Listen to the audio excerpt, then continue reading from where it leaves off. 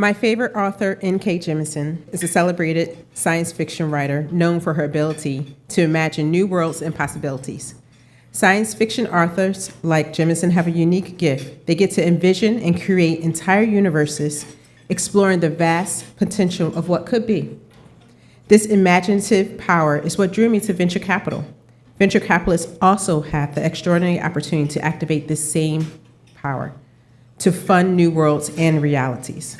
But there's a crucial difference.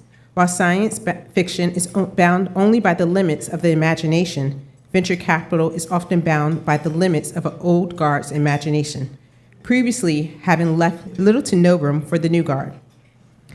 In 2017, I co-founded HBCU VC with a vision to change innovation and access to capital. We are creating access to capital by shifting who sits in the funder's seat. We created the first venture capital fellowship program unapologetically, creating a bridge for new Black VCs by focusing on talent from HBCUs. Why? Diversity of thought, experience, and perspective is essential for innovation and economic growth. And if we're being honest, it's good for all of America. Our mission at HBCU VC is to equip and empower the next generation of Black and brown investors and venture leaders. We provide training, access, and relationships to innovators historically excluded from these spaces. Through our programs, we have seen firsthand how access to relationships and knowledge can transform lives and communities. Every day, we challenge the status quo by breaking down barriers and open up doors that were once closed. We are changing the narrative of who gets to participate in venture capital and technology. We are fostering an environment where diverse voices are included and are at the forefront of innovation and change. This is the future I envision. This is the world that I am writing and funding. I am Hadia Mujahid, founder and CEO of HBCU VC. I am a culture shifter.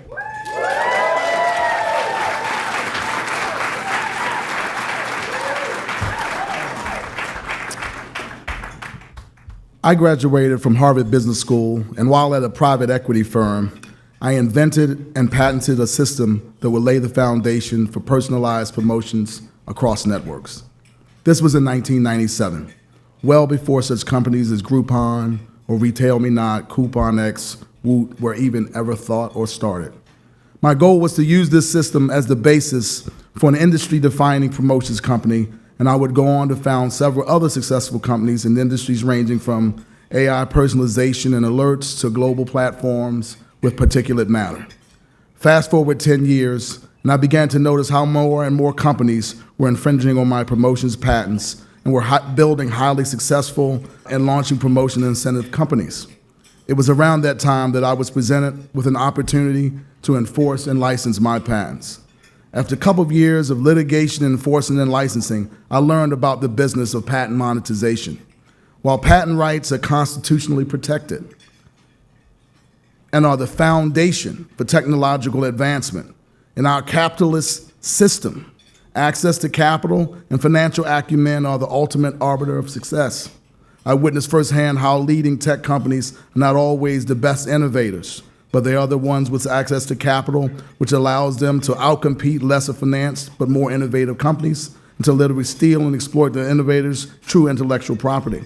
They even have a term for it, efficient infringement, the concept of making billions by infringing other people's patents, but only being potentially liable for a minuscule fraction of profit and damages due to a scorched earth and highly expensive litigation tactics and other strategies. After having personally been a victim of this phenomenon, I decided to use my financial skills and learnings in patent monetization to assist inventors in their quest to seek justice. My mission coincided with the growth and boom in funding and litigation as a non-correlated asset class, and the billions of dollars that flowed into this exploiting industry. My expertise in finance was increasingly more applicable to success in patent monetization. I also realized that it was easier and far quicker for me to buy patents than to write my own. With a partner, I decided to use my financial skills and buy more. I bought 10, I bought 50, I bought 100, several hundred, and pretty soon I had purchased more than 1,000 in over 16 months. And then I began to monetize them with the founding of a development of a full-service IP licensing and management company. which included the licensing of over 10,000 other patents. And per the name of our firm, Slingshot Technologies, we came to represent inventors and patent owners that either could not or would not defend their IP. And over the last 7 years, we have battled and have been successful against some of the largest technology firms in the industry and in the world, protecting and monetizing our IP and assisting inventors and patent owners. Our success put us on the stage to compete against the largest financial services firms in the world, to acquire a unique portfolio of over 40,000 patents. And during this process, we were successful in securing over $700 million in capital and $900 million in IP insurance for the largest transaction by assets in IP insurance in history. This pursuit, this process, would lay the foundation for a bigger opportunity to disrupt the patent industry.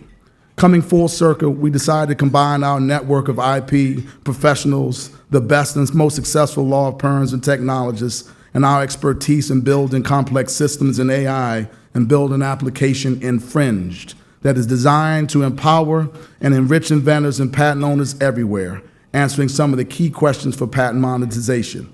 Who and what infringes my patents, and can I prove it? Can I prove it efficiently? Infringe is the answer, and the efficiency of the solution will change the entire landscape for patent-related transactions, size, number, and structure. I am York Eggleston. I am a disruptor, unbought, unbossed, and unfinished.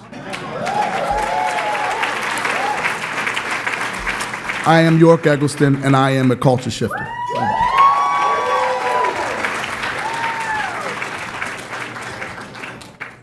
In 2020, I was inspired to help Alphabet create its program to invest in Black-led businesses, organizations, and investment funds. As a result, we have invested $100 million in Black-led startups and funds to date. I am the proud co-leader of this program, and it's been nothing short of inspiring to have a front row seat witnessing some of the most brilliant investors and technologists of our time. This role has been a labor of love. I have been blessed to work with many of these amazing people in the room and to support them in building their firms and businesses and to build their legacies. I am humbled and honored. My challenge to everyone in this room is to keep hope alive, to invest in the game changers who are creating a more just and equal society where everyone can thrive and create generational wealth. Don't leave this room without meeting someone new that together you guys can change the world. I've had the privilege of working at Capital G, Alphabet's growth equity firm, as general counsel for over a decade. And we've grown our firm from an idea to over $7 billion under management, as we've deployed capital across some of the most interesting technology companies of this era, companies like Stripe and Duolingo and CrowdStrike. I have focused my career on being at the intersection of capital formation and technology development.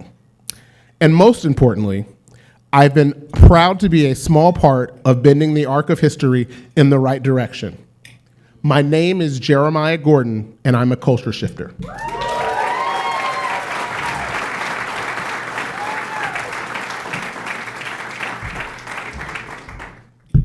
A legacy is not some big, grand thing. A legacy is every life you touch. Oprah said that, referencing the words of her friend Maya Angelou in a film about her transformational school for girls in South Africa. It's what inspired me and my interest in wanting to make an impact. Of course, the wonderful thing is that each of you who stepped up today have your own examples of someone or something that fundamentally shaped how you show up in this world today. This is why I'm so honored to be in this room of extraordinary leaders. I ask all of you to now remember someone who opened a door for you, perhaps ushering one that you didn't even know existed.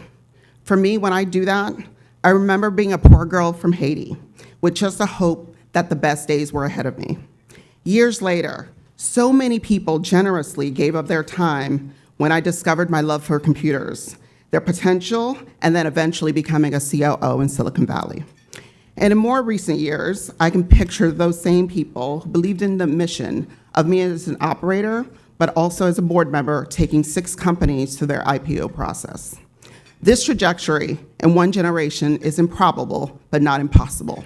I hope that my story helps you dream bigger than you thought possible, and know that you too can lift others as you climb. While I've been a champion of accelerating outcomes for those seeking my mentorship for the last 2 decades, I'm proud in investing in 20 startups, but also created an organization called Black Women on Boards in October of 2020. It was a simple Zoom chat with Robin Washington 4 years ago that started by inviting a few of our friends to help to refer each other to board opportunities. But now Black Women on Boards has 200 members across the world, up from 18 members just 4 years ago. 100 of those members are on public boards, representing 10 trillion in market cap.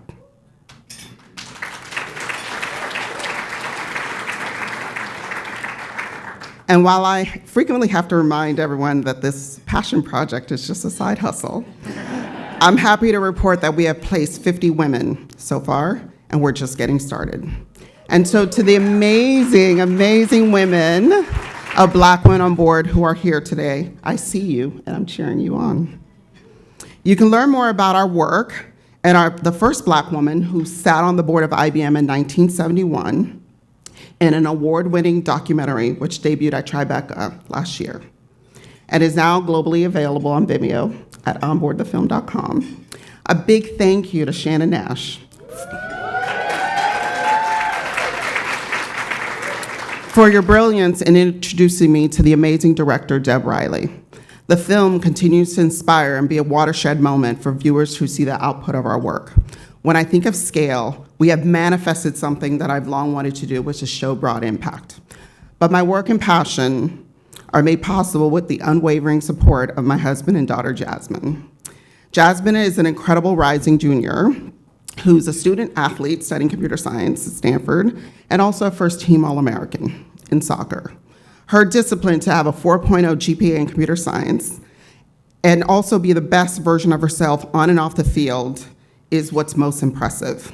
I love you, Simba, and I know if you weren't playing a game today, you'd be cheering me on. I am confident that my legacy will be that I've made an impact that will last for generations to come. My name is Marlene Santiel, and I am a culture shifter.